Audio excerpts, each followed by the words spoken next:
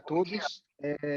Aqui, muito feliz aqui de mais uma vez estar podendo moderar um painel muito importante dentro do Assuntos Concretos, em parceria com a BCP, sobre Cimento Portland e a Concrete Show. Hoje o nosso tema vai falar sobre o mercado de cimento, vamos falar sobre perspectivas, vamos falar os desafios que temos enfrentado nesse mercado, né? E como convidados a gente tem o José Eduardo Ferreira Ramos, que é presidente da Cimento Nacional, o Roberto de Oliveira, que é presidente da Cimento Mizu, e o Emanuel Mitsu, que é presidente da Apodi Cimento. Aqui nós vamos bater um papo, nós vamos conversar sobre esses diversos temas, né? E vou primeiro passar a bola para os convidados, dando um bom dia a todos, né? Muito obrigado por aceitar o nosso convite e bem-vindos aqui ao nosso Assuntos Concretos. José Eduardo, você quer começar, por favor? Claro. Bom dia a todos, obrigado pelo convite. É um prazer estar aí com os colegas discutindo aí o mercado de cimento e as tendências aí. Estou à disposição. Emanuel.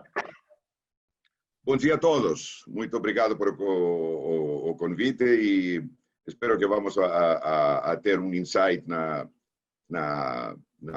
indústria e os impactos desta pandemia, não? E ter uma conversa muito útil.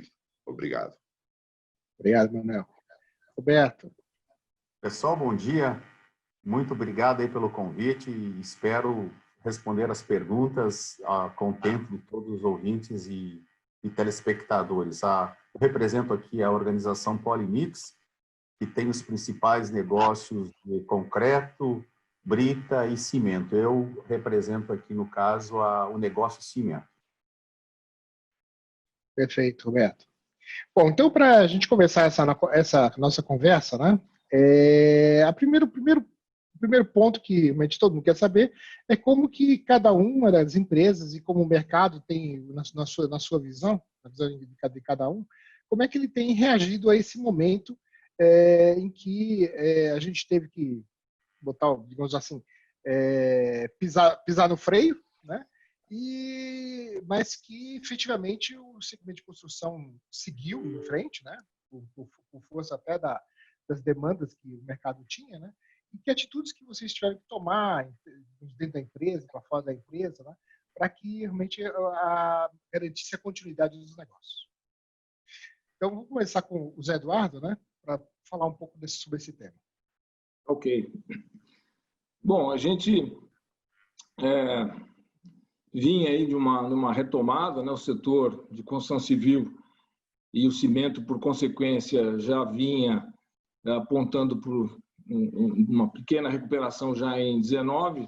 Então, a gente já estava se preparando, todo o setor, para uma retomada que vinha acontecendo já no final de 19, o mercado já vinha melhorando, e pelo primeiro ano, depois de 4 anos de queda do consumo de cimento, o ano de 19 foi um ano positivo. Houve um crescimento pequeno, mas houve um crescimento de 3,5% no consumo de cimento. Então, a gente, todo o setor, a nossa empresa também, já estava se preparando ao fazer o orçamento de 2020 para um crescimento, com a continuidade do crescimento também nessa faixa de 3,5%, 4% para esse ano.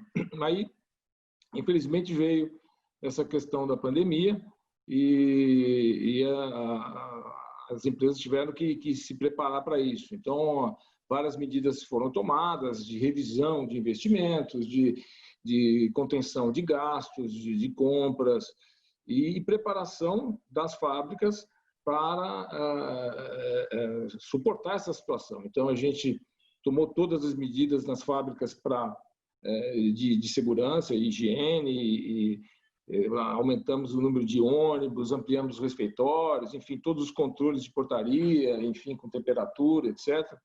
Então, a gente tem conseguido manter aí uma situação muito sob controle em termos de casos nas nossas fábricas. E, em termos de negócio, realmente, o mês de março onde começou, houve uma queda expressiva na segunda quinzena. Mas, por várias circunstâncias, a construção civil acabou não parando na maior parte do país, e o mercado reagiu positivamente aí no mês de abril e maio. Então, abril e maio foram meses assim, um pouco abaixo, mas próximos do que vinha acontecendo antes da pandemia. Então, acabou nos surpreendendo positivamente, quer dizer, a construção civil realmente não parou na maior parte do país, e talvez o efeito aí desse apoio aí do governo para as pessoas, os R$600, enfim, e mais, porque a gente sabe que o Brasil ainda tem uma porcentagem de autoconstrução muito grande, né, o famoso consumo formiga. Então, isso acabou mantendo ainda um volume interessante de consumo. A dúvida é daqui para frente, que eu acho que é uma grande questão que a gente deve colocar agora, né? Perfeito, claro. Inclusive, tem gente que até a gente chegou, teve até uma pessoa que mandou uma pergunta para a gente aqui pelo site, justamente questionando se isso aqui é um voo de galinha que a gente está vivendo também, né? Em função digamos, de uma demanda adicional que apareceu em função do distanciamento, né? Então, como se fosse de puxadinho, uma série de coisas aí que aconteceu em função disso. Manuel, você gostaria de comentar também, por favor? Sim, obrigado, hermano. Eu não vou repetir o que falou Zé, que é verdadeiramente como passaram as coisas na nossa indústria, mas só dar duas coisas, não? Que no momento do anúncio da pandemia, com os fechamentos que aqui no Nordeste foram bastante drásticos, não? Imagina que nós fizemos nosso plano emergencial, não? Uma perda de vendas da ordem de 72%. Essa era a dinâmica de este fechamento da economia, não? E a verdade é que isso não passou. Como você falou antes, tanto abril, que era um pouco mais frouxo, não? Mas maio foi praticamente no normal. E, evidentemente, eu acho que toda a indústria, porque somos uma indústria com muito emprego, direito e indireito, não? E então nossa responsabilidade é enorme com nosso pessoal, não? E então eu acho que a indústria reagiu com muita eficiência, não? Muita eficiência, muito rápido. E aí gostaria de destacar também que calculamos as ajudas do setor com os dados do nosso sindicato SNIC para as sociedades por acima de 60 milhões de reais global, demais dos gastos de cada empresa para seu próprio pessoal, não? Então, eu acho que a indústria foi uma das indústrias que reagiu muito bem, e que evidentemente agora está com este grande ponto de interrogação para o futuro, não? Perfeito. Roberto, você gostaria de complementar alguma coisa, por favor? Os colegas aí abordaram muito bem o tema e acrescentaria que nós estamos vivendo um novo normal. Com todos os cuidados que foram citados aí pelas empresas, esse novo normal é o trabalho remoto. Então, todas as organizações dos colegas, como a nossa, está vivendo um novo tempo. E esse aqui é uma forma nova de se comunicar, muito fácil, muito rápida, e é a videoconferência. Então, estamos aplicando de forma muito intensa na nossa organização, todos os nossos negócios, trabalho remoto, preservando a saúde dos nossos colegas e com aumento verificado de produtividade. Interessante. Eu até comento aqui que eu estou trabalhando mais do que eu trabalhava antes, porque a minha agenda aqui está lotada. Falando alguns dados mais adicionais ao que foi dito, eu diria que as reformas estruturantes iniciadas em 2019 propiciaram o início da retomada da construção civil. E que a baixa taxa de juros, né, nós temos a taxa Selic aí próxima de 13, com tendência a baixar, as pessoas se viram motivadas a investir em construção civil.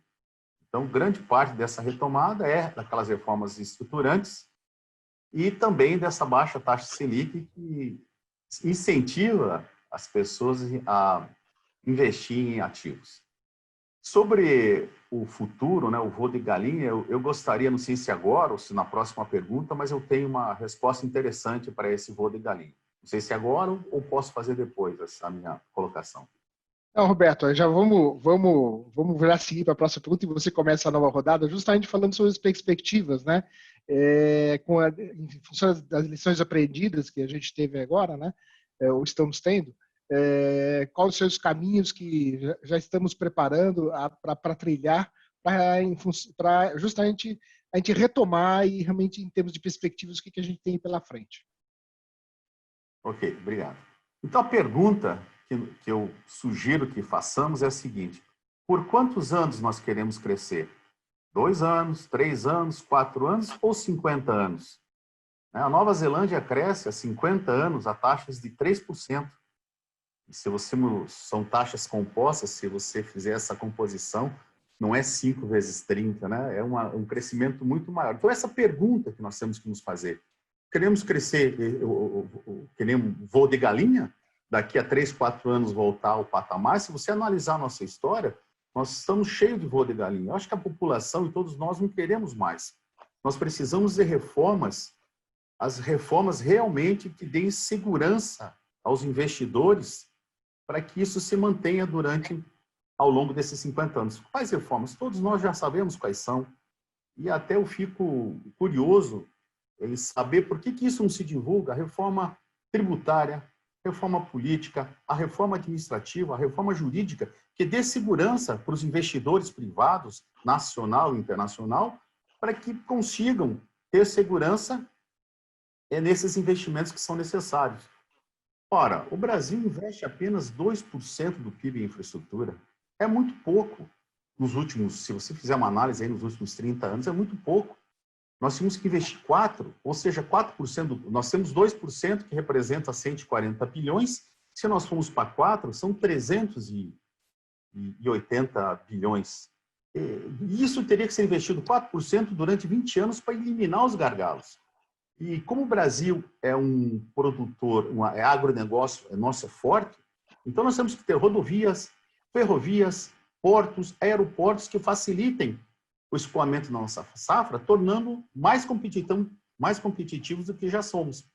Então, deixo aí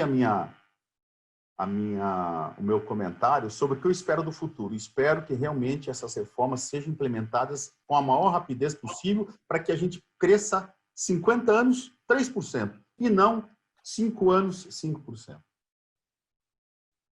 Perfeito. Acho que essa visão mais estruturante da economia e que a gente tem que olhar no longo prazo com políticas adequadas é muito importante em termos de previsibilidade para o mercado, né? Porque a indústria ela tem que se preparar, ela tem que ter um planejamento adequado, né? Eu acho que essa digamos assim, dica para os nossos líderes, né? É importante para que a gente possa efetivamente ter uma indústria cada vez mais saudável e responsiva às demandas do mercado. Manuel, você gostaria de comentar alguma coisa? Sim, eu acho que o que colocou aí, Roberto, estou totalmente de acordo. É evidente que o Brasil tem que entrar nessas reformas, muito, muito importante. Eu acho, são 2 coisas aqui que temos que considerar. No momento, vendo a Brasil é um país com uma riqueza enorme, com uma riqueza verdadeiramente em todos os segmentos, praticamente das matérias-primas, da alimentação, energia, em todo. E então, eu vejo que também o capital privado tem ganas de entrar no Brasil, de investir no Brasil. E isso é também o que passou o que passou na empresa Apodicimento e passou na Brenan também. Então, se existe essa visão geral no mundo para o Brasil, o mundo vê o potencial do Brasil, mas o problema é que certamente são essas reformas. Agora, se nós temos que entrar um pouco em números, eu diria uma coisa.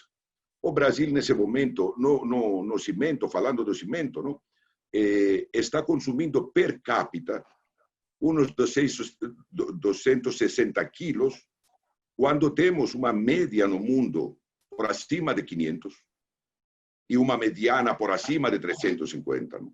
Então, se de isso vemos só os países em desenvolvimento, aí temos números de 700, 800, sem contar China, que chegou a 1.200, não? A uma tonelada, 200 quilos por consumo de cimento por habitante. Então, eu acho que aí existe um tremendo potencial para o Brasil e, evidentemente, para nosso setor. E nisso, simplesmente adicionaria o tema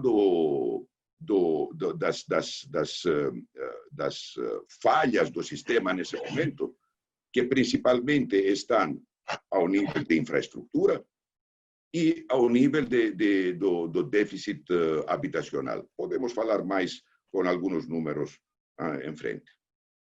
Perfeito. Eduardo, você gostaria de complementar?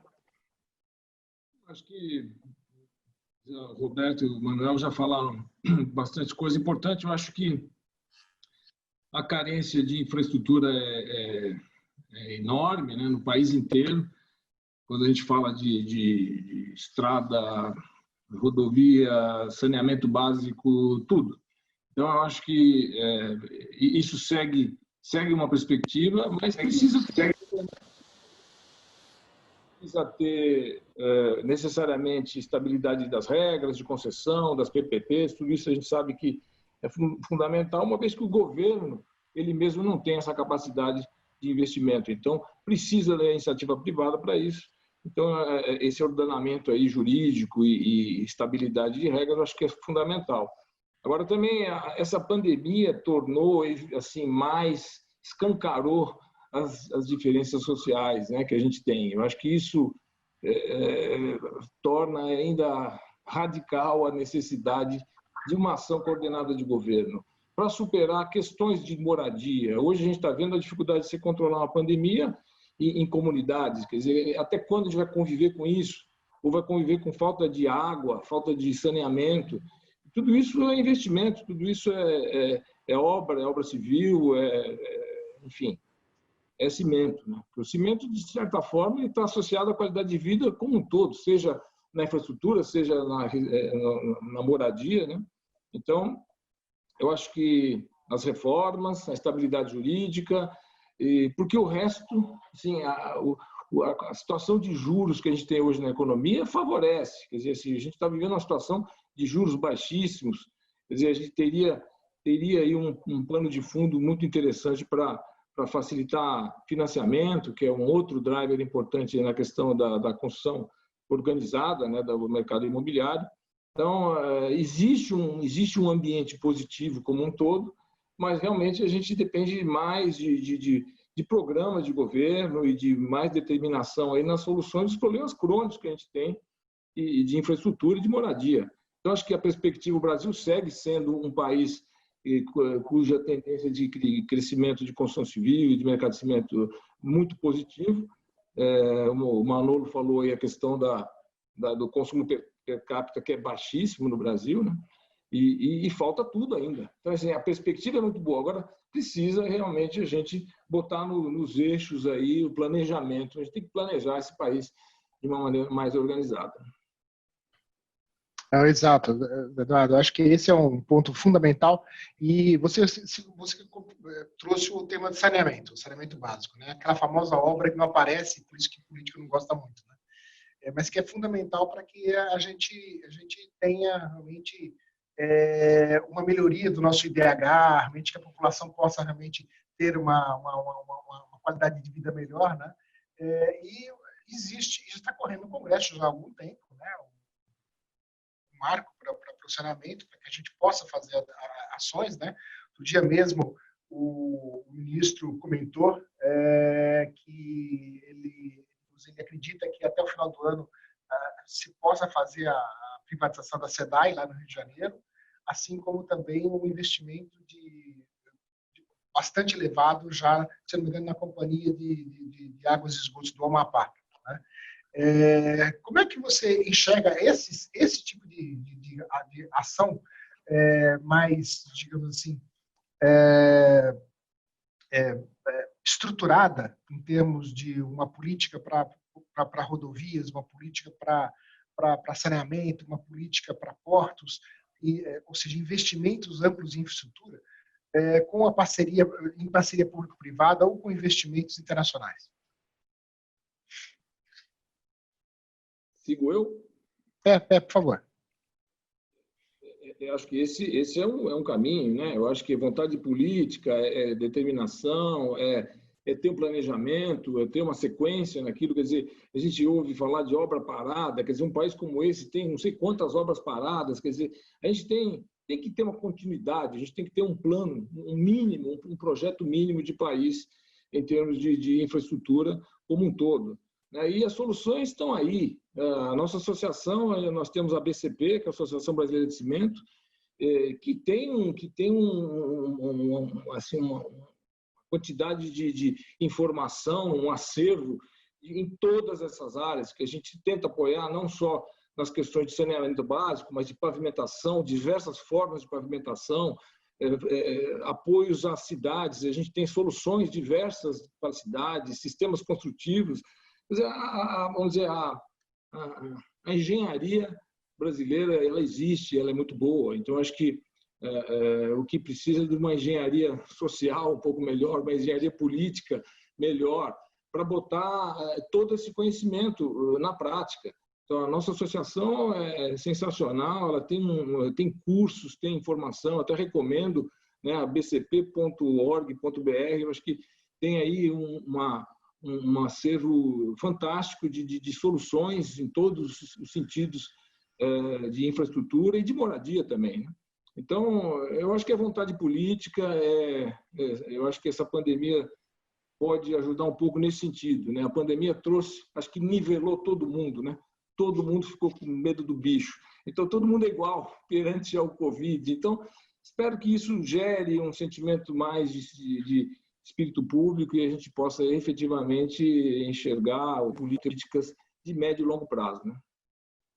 Perfeito. Se permite, hermano, só adicionar sobre isso, evidentemente, o que falas é muito correto. Os modelos existem, e os modelos estão já aprovados em vários países, tanto nos Estados Unidos como na Europa, muito. E exatamente poder fazer a infraestrutura à base de capital privado é uma coisa que faz isso, que dá nisso o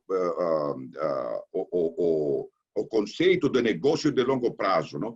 Porque as obrigações são grandes, sempre as obrigações contratuais, e são para 20, 30, 35 anos. Então, é um modelo que funciona e só adicionar que vejo que aqui no Brasil, isso exatamente está agora entrando como um plano do governo.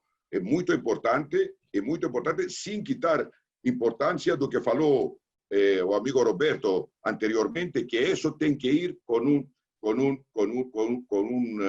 marco judicial bem adaptado para esse desenvolvimento. Perfeito. Roberto, se você fazer algum comentário antes de eu partir para as perguntas daqui da audiência? Vamos dar chance para a nossa audiência aí, que estão nos prestigiando. Então, eu vou trazer a primeira pergunta que chegou aqui, que foi da Nicole Borges, né? E ela pergunta ao que se deve a falta de cimento na região norte, né? Seria um efeito associado à pandemia ou mais à logística, aos desafios próprios da região? Mas a que se deve a falta de cimento na região norte? Quem gostaria de comentar? A Cimento Mizu, da organização Polemix, nós temos uma unidade em Manaus. E qual cidade que ela está se referindo? Ela falou região norte, simplesmente. Ela não Olha, nós temos a nossa unidade ali em Manaus e estamos atendendo praticamente todo o norte do Brasil. Então, eventualmente, se essa senhora aí puder depois me mandar a cidade que ela está com déficit, nós vamos analisar por quê. Mas, realmente, a região norte é vasta, só que esbarra no quê? Na infraestrutura. A região norte é quase do tamanho de vários países. Então, para você se deslocar lá, não tem estradas e é praticamente via fluvial. Mas eu gostaria de que essa senhora aí me passasse a localidade dela, que nós vamos dar um jeito e vamos atendê-la, com certeza.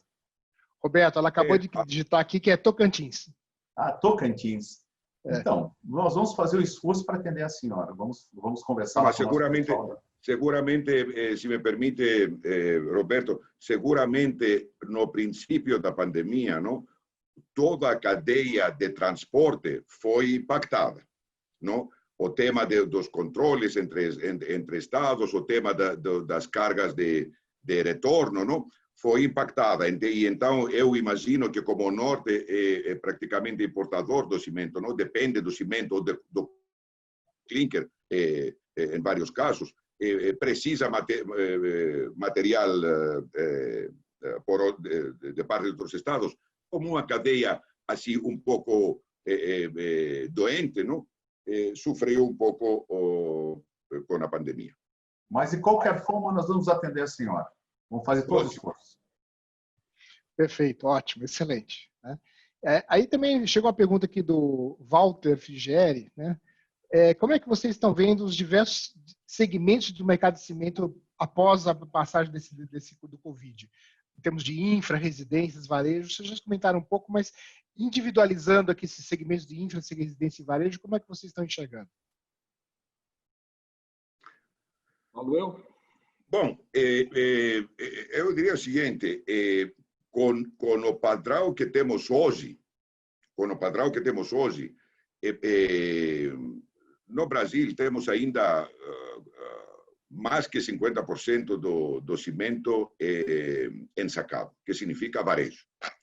Então, isso é uma coisa que, como falávamos antes, tem que ver com o estado de desenvolvimento do país, não?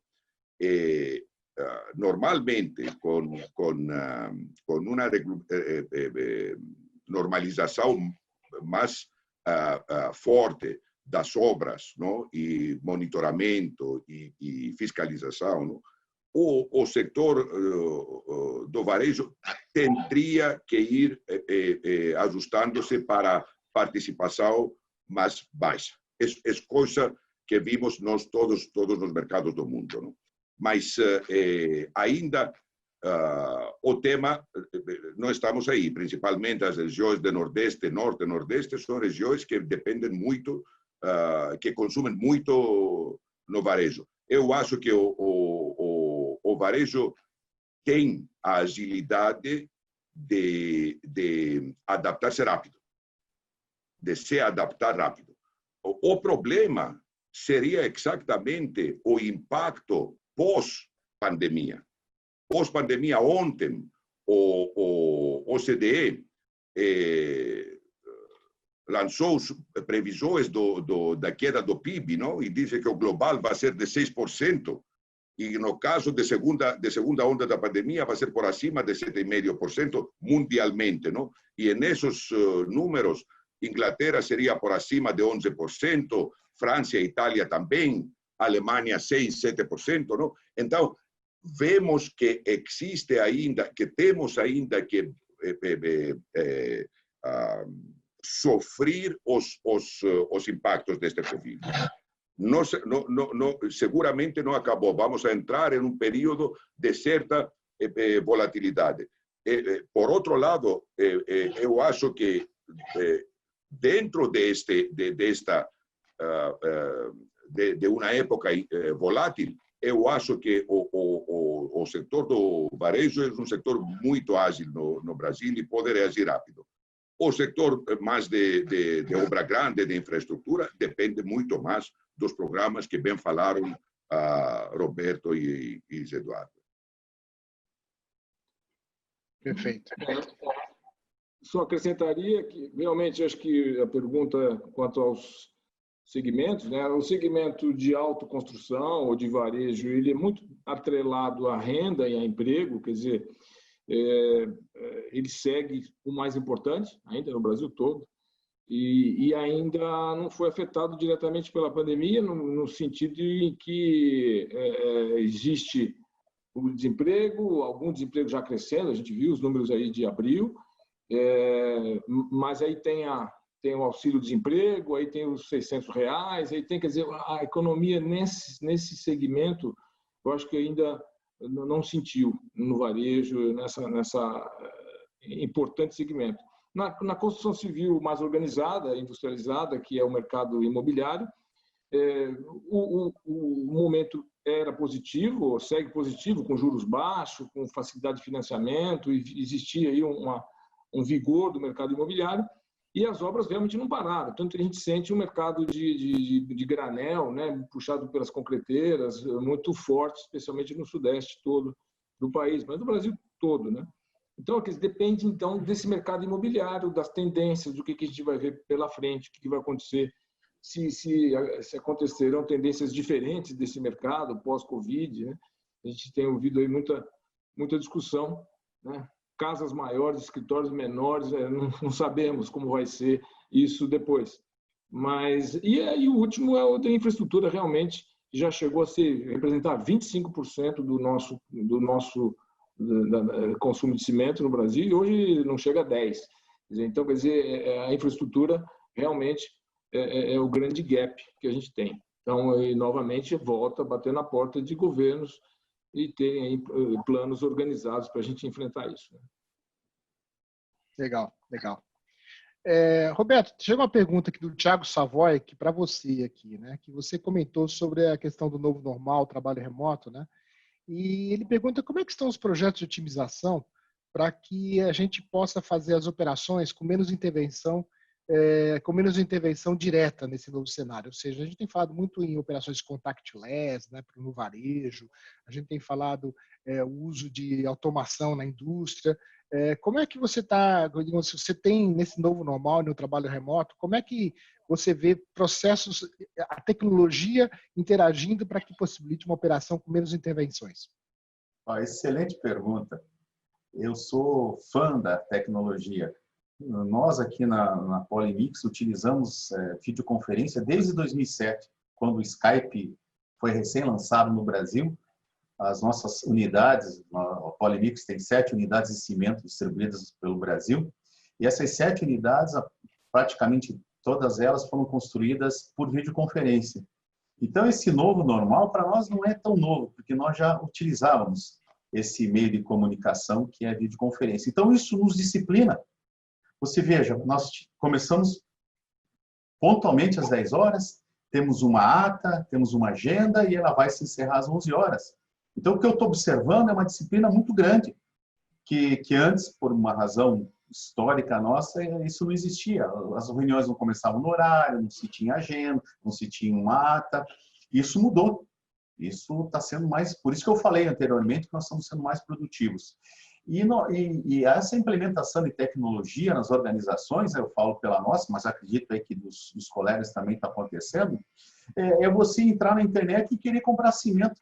Eu quero 5 sacos de cimento para entregar amanhã na minha casa. Esse vai ser o futuro. E é isso que nós temos que estar preparados para atender os nossos clientes, porque a tecnologia da informação evolui muito. Os nossos celulares, cada vez mais potentes, e você tem que se desvincular dessa forma anterior, que não que não esteja errada, mas a gente tem que buscar formas mais produtivas. Eu entro aqui na internet e hoje eu compro um relógio, eu compro um celular, e seja o que for, nós estamos na nossa organização, na Polimix, buscando isso, atender o cliente online. Perfeito, perfeito. Bom, alguém quer mais falar, fazer um comentário? Eu só dizer que, por assim, acima do que falou Roberto, que é totalmente certo, é que hoje a tecnologia também permite a transmissão online de dados da produção, por exemplo, não? Nesse momento, falando como exemplo, não? O que está passando no painel do controle de uma sementeira pode ser a 10.000 quilômetros online, monitorado em outro sítio, não? Então, isso dá a possibilidade de muita mais interação entre as pessoas especialistas, não? Depende de que falamos. Então, sim, a tecnologia é muito importante, mas, além disso, a tecnologia hoje entra com inteligência artificial, entra com automações e optimizações dos sistemas muito pragmáticas, não? Estão sucedendo hoje. Seguramente, como o Roberto falou, isso vai ser parte da normalidade dentro de 3, 5 anos, não mais, pode ser menos. Mas isso vai muito rápido e, evidentemente, o padrão esse de trabalho também ajuda de poder trabalhar de maneiras mais flexíveis, não depender tanto da presença física em um lugar. Perfeito, Manuel. Acho que isso é uma tendência muito forte mesmo, que a gente tem visto, todos os conceitos de smart building que a gente tem visto realmente nesse caminho que você citou. Tem uma outra pergunta que chegou aqui de uma pessoa que talvez vocês conheçam, o Paulo Camilo, presidente da BCP. Que a gente até... Então, ele está perguntando o seguinte, que nós estamos com uma queda dos lançamentos de projetos habitacionais, que, na verdade, concentram hoje, como foi comentado anteriormente, a maior demanda pelo cimento no Brasil, né? Mas isso está levando a uma redução do estoque de obras de construção civil, porque a gente tem visto uma redução de lançamento, mas um aumento das vendas. As vendas não pararam. Enquanto vocês estimam que isso impacte o setor cimenteiro? E como evitar que isso aconteça? Vocês têm alguma dica para falar aqui para o Paulo, por favor? Olha, é um pouco difícil a gente prever, né? A gente está sentindo que o segmento que mais cresceu, ou vamos dizer, que tem reagido melhor nesses últimos 2 meses, ou até um pouco mais, é justamente essa construção civil organizada, vamos dizer, das construtoras que consomem o cimento a granel, muitas vezes, ou em geral, via as concreteiras. Então, esse segmento é o que mais está aquecido e, na nossa visão, pelo menos na nossa empresa, a gente entende que isso é uma situação, uma decisão das próprias construtoras de tocarem as obras nesse momento, e as obras já estão... A gente sabe o que significa parar uma obra, então, se já começou a obra... Vocês lembram que o início do ano foi de muita chuva no Sudeste, né? Janeiro, fevereiro, então acho que muitas obras ficaram atrasadas e aí, a partir de março houve realmente uma puxada muito forte e que segue forte no cimento a granel em várias regiões, especialmente no Sudeste. Então, agora realmente preocupa a questão dos lançamentos, porque os lançamentos realmente reduziram muito. Isso vai afetar lá na frente. Não temos ainda essa visibilidade de quanto vai afetar, mas com certeza vai afetar. Então, a gente está vivendo um momento agora de obras em andamento, né, que a gente sente no consumo do granel, mas é preocupante. Realmente é uma questão para a gente estudar e fazer pesquisa sobre isso para ver o impacto, que a gente não tem ainda essa dimensão. É só pensar em outras indústrias, não, Zé? Por exemplo, aviação, turismo, restaurantes. Tivemos uma perda de renda importantíssima e, evidentemente, isso vai refletir no mercado de aqui em adelante. E, por isso, minha opinião é que, como saem em todos os países que escutamos trilhões nos Estados Unidos, bilhões de euros, centos de bilhões de euros de cada país em Europa, mais o plano de 780 bilhões da comunidade europeia. Tudo isso para o Brasil seria também uma coisa de planejamento. Eu acho que, como a construção como setor, é um setor que divulga mais o investimento de maneira mais dispersada, não, em todos os níveis sociais.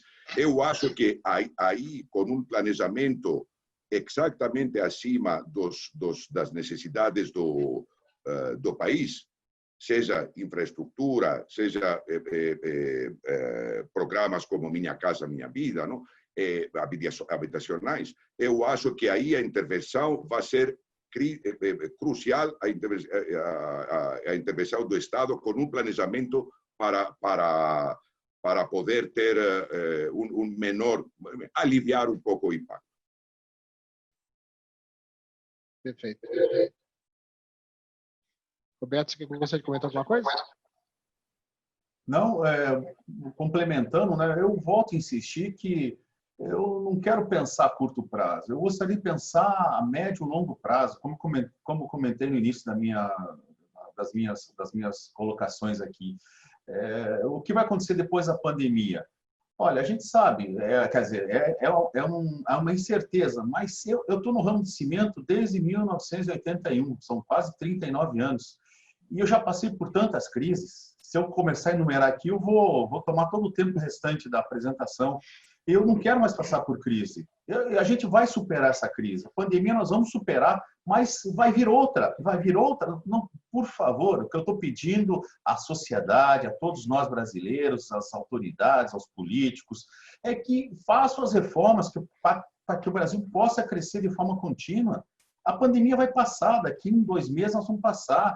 O Brasil com juros baixos, a quantidade de dinheiro que o governo vai disponibilizar só pelo não pagamento de rentistas, só esse dinheiro já vai nos proporcionar uma retomada forte a curto espaço. Mas por quanto tempo? Se não houver as reformas, não adianta nada, pessoal, sabe? Isso que eu quero deixar essa mensagem bem forte aqui com vocês. Eu não sei se eu estou me excedendo nessas minhas colocações, mas é o meu sentimento. É esse, deixar as reformas. O Brasil precisa das reformas. É isso aí. Eu acho que esse é um caminho importantíssimo que a gente tem que seguir, mesmo porque aquele lema, vai passar, é que é isso mesmo. Né? Vai passar e a gente tem que continuar com a nossa vida e tocando em frente. E alinhado com isso, surgiram várias questões aqui associadas à projeção próxima, tá? Assim, tem umas perguntas aqui, assim, a economia o PIB vai cair 7%, e como é que vai ser impactado o mercado de cimento para... Estamos falando agora de 2021, 2022, né, bem próximo, né? Aí o pessoal aqui, um comentário aqui acho que foi o Jorge Ramos, que falou aqui, olha, em Salvador eu senti que as lojas de materiais de construção em bairros populares tiveram aumento de vendas, né? Aí a Elisete também comentou aqui, olha, ela é da Japa Cimento, de Vitória da Conquista, e ela pergunta assim, que se houve redução de produção, né, porque está tendo demora de carregamento e está tendo demanda. Né? Então, esses vários comentários que eu estou perguntando agora, o próximo, né, a proximidade nossa, né, assim, os próximos 6 meses, 1 ano, o que vocês acham que vai acontecer com o mercado? Bom, eu acho que a gente tem que voltar para os 3 grandes blocos ou dizer, segmentos de consumo. O varejo segue forte, a gente já falou um pouco, forte, mas assim, normal, mas eu acho que a gente sente que a pandemia talvez tenha desviado um pouco, porque a gente sabe que vários segmentos praticamente fecharam. Né? Se pensar em restaurante, entretenimento, etc. Tal, de alguma forma, talvez tenha sido canalizado um pouco mais para construção, autoconstrução, e a gente está vivendo isso.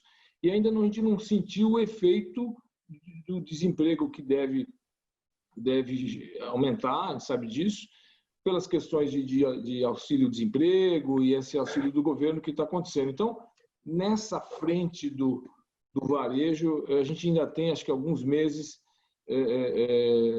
de mercado mais firme, mas o futuro vai depender da recuperação do país mesmo, do PIB, do crescimento da economia, do emprego. Basicamente é o emprego. A variável mais forte de correlação do consumo de cimento é o emprego. Então, se a taxa de emprego cresce, ou desemprego diminui, o consumo aumenta. Então, tem até uma pergunta que eu estava vendo aqui de alguém de Salvador sobre a proporção do varejo e do granel e do ensacado no Brasil, né? Que é em torno de 70% o ensacado e 30%. Isso varia de região para região, o Nordeste é um pouco menos, o granel em torno de 20%, mas na média do Brasil em torno de 30%. Quer dizer, então 70% em torno disso é o ensacado. Então, é o ensacado que vai, grande parte para o varejo e uma parte ainda vai para construtoras, né? Então, esse é o lado do varejo. O lado da construção civil, eu acho que essa é a grande incógnita. Assim, o ambiente de juro baixo e de financiamento, e tudo isso está favorável para como a sociedade vai reagir a essa situação, essa condição que o pós-Covid, eu acho que é uma grande incógnita.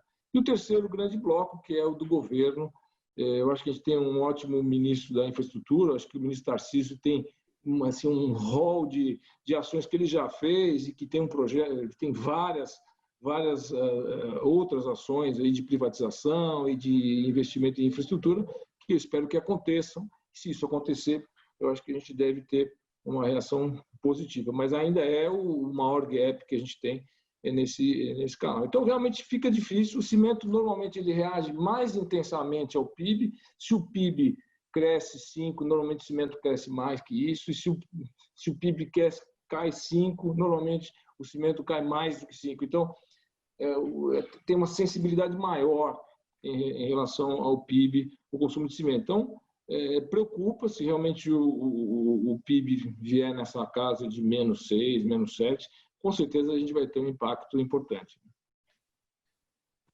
Complementar a resposta do Zé, a cada 1% investido em infraestrutura, o PIB aumenta 2,1%. Então, a retomada tem que ser infraestrutura, geradora de empregos, melhora o aspecto de produtividade. O caminho é esse, infraestrutura.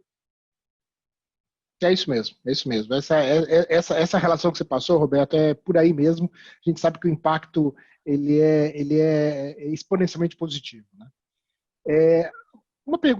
Tem aparecendo algumas perguntas aqui do Felipe Marcon, Alexandra lá na frente, falando sobre sustentabilidade, né? Então, existe uma questão da pergunta sobre a logística reversa para embalagem de saco de cimento, para uso de resíduos, né? Que ações de sustentabilidade vocês enxergam que podem e têm sido já adotadas em termos, digamos assim, para que a gente ganhe mais eficiência e uma resposta mais sustentável à sociedade? Sim, se me permite, claro. Muito importante e primeiro falar que todos os temas, nós como sector, temos comitês, temos especialistas, temos muitos estudos feitos ao nível da BCP e do SNIC, e estão verdadeiramente bastante avançados e promovidos também, promulgados para o governo federal. Eu acho que o Brasil começou com o tema de sustentabilidade nesses últimos anos. Falta ainda muita coisa estrutural, não, do país para poder entrar com mais resultados, não, mais eficientemente.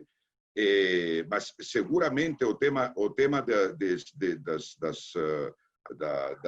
da economia circular hoje, que tem que ver com todos os rejeitos, seja municipais ou industriais, e a capacidade de utilizar todo isso, todos os volumes, não? Pode incrementar muito. Estamos em um momento onde, dentro de nosso setor, lançamos o roadmap do setor cementeiro para 2050, não? E eu acho que aí os comprometimentos do setor estão muito claros, não só para o tema de sustentabilidade, mas também como comprometimento para as emissões de gases de estufa. Não? Então, eu acho que o setor está em um modo dinâmico enfrentando essa questão, mas dependemos ainda de muita coisa reguladora de parte de regulamentos para de normatização, não? Para poder andar avançar ainda mais rápido. Eu gostaria de complementar, Manuel, Por favor. e demais, sobre essa questão. A indústria de cimento brasileira é uma das mais eficientes do mundo. Emanuel, que é de origem da Grécia, né, ele pode até corroborar ou não essa minha informação, mas pelo que eu estudo de todas as indústrias de cimento, ela é uma das mais eficientes. E esse quesito de sustentabilidade, a média mundial de fabricação de cimento, a emissão de CO2 por tonelada de cimento é a seguinte: no mundo, em torno de 650 quilos de CO2 por tonelada de cimento. O Brasil, nós estamos abaixo de 600, e a Polymix, como nós utilizamos muitos materiais aditivos, nós estamos em uma faixa de 500, 520. Ou seja, números que dão uma forte sustentação a esse viés de efeito estufa. E também o consumo das energias das nossas fábricas, tanto a energia térmica quanto a energia elétrica, que são os principais insumos para a fabricação de cimentos, os principais custos, nós podemos considerar a indústria brasileira como uma das mais eficientes do mundo. Só para complementar rapidamente, se me permite, o ano passado a indústria lançou o roadmap tecnológico do cimento, eu até ando com isso aqui na minha mesa, que é um documento que inclusive foi apresentado pelo governo federal ano passado, com um mapa de ações no sentido de redução de emissões para os próximos anos até 2050. Quer dizer, a gente tem isso, um plano que passa por aumentar o coprocessamento. O coprocessamento é a grande resposta da indústria de cimento para a questão ambiental. Quer dizer, um forno de cimento ele é um incinerador praticamente perfeito de resíduos, vários tipos de resíduos. Hoje, no Brasil, a gente já usa isso, praticamente todas as fábricas estão aumentando a taxa de consumo de resíduos para evitar o consumo de combustíveis fósseis. E, além disso, tem toda essa questão que o Roberto falou, de fábricas mais modernas e eficientes que a gente tem no país. E lembrando também que casos como esse derramamento de óleo que teve no Nordeste do Brasil, as fábricas de cimento puderam contribuir também, coletando e queimando esse óleo dentro dos fornos. Quer dizer, então, o forno de cimento, a indústria de cimento, ela tem essa capacidade de dar um destino correto para uma série de resíduos da sociedade. O resíduo urbano, que é uma grande fronteira, que a gente vive isso no dia a dia nosso, poderia ser muito mais utilizado pela indústria de cimento em substituição ao combustível fóssil. Tudo isso, como o Manolo falou, depende de regulamentação. A gente tem avançado bastante com isso, tanto com a nossa associação, a BCP, como com os órgãos de governo. Então, acho que tem bastante coisa boa para fazer ainda, né? Ótimo, excelente. Olha, é aquela história que a gente fala, papo bom passa rápido, né? A gente está já faltando só 5 minutinhos aqui para terminar o nosso tempo aqui. Olha, uma participação de mais de 280 pessoas aqui na nossa live, com mais de 50 perguntas. Uma coisa que eu percebi aqui nas perguntas, muitas perguntas vindo sobre questionando, olha, no Nordeste está demandando mais cimento, precisamos de mais fábricas. Aqui, pessoal, Piauí, Maranhão, o Nordeste em geral, fala o Ceará, aqui está todo mundo perguntando, assim, aí, vamos ter mais fábrica aqui no Nordeste e tal. E realmente ficou muito bem impressionado pelas perguntas. Então, é uma série de perguntas que a gente tem aqui, mas infelizmente a gente tem que passar aqui para a nossa rodada final para vocês se despedirem aqui. E eu acho que a gente vai ter que fazer um outro papo, né? O papo foi muito bom e com muita interação com a audiência.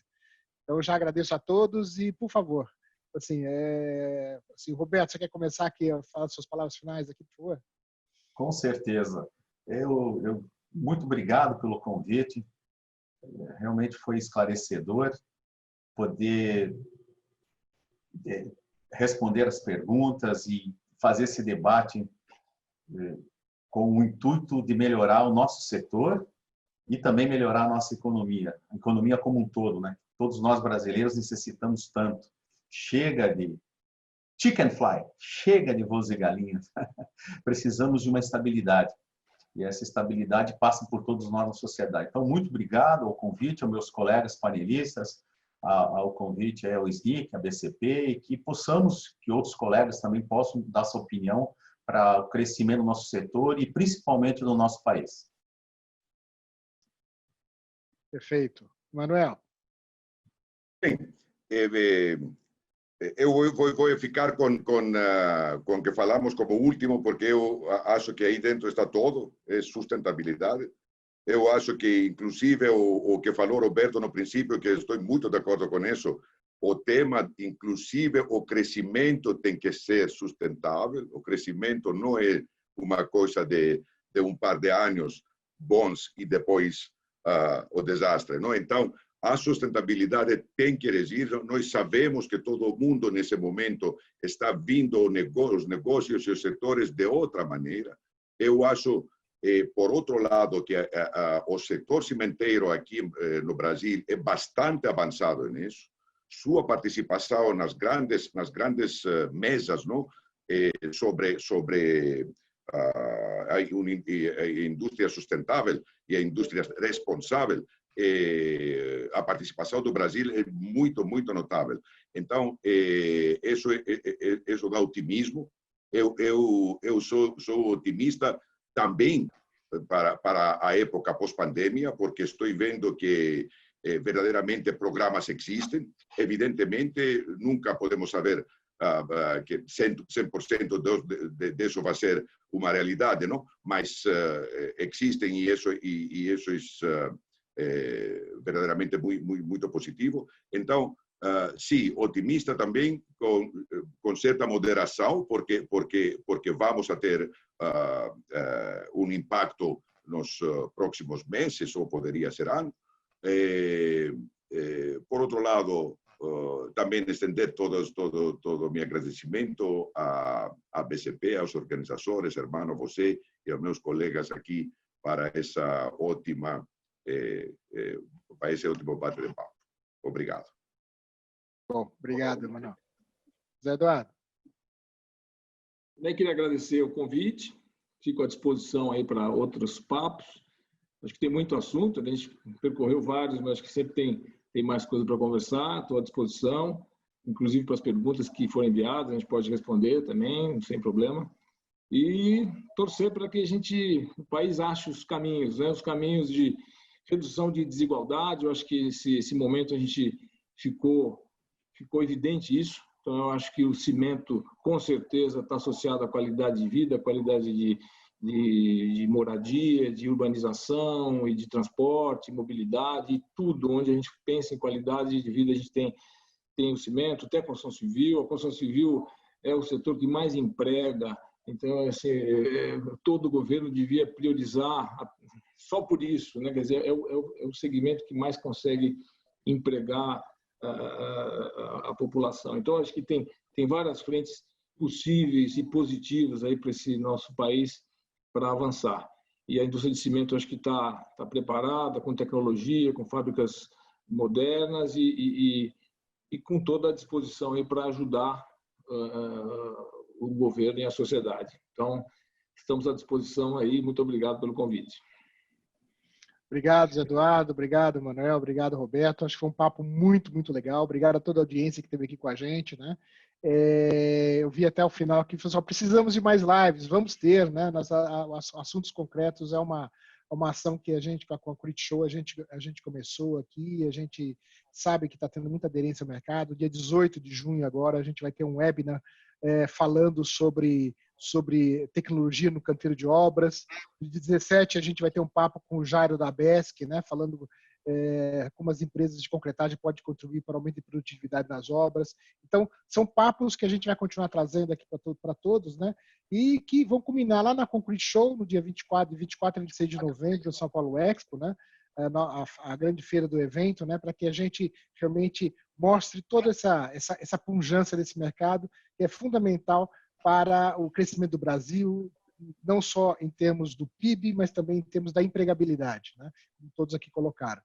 Então, agradeço a todos, muito obrigado mesmo, e tenham todos um bom dia, e vamos em frente, porque tem muito trabalho à nossa frente. Grande abraço. Obrigado. Obrigado. Abraço. Tchau.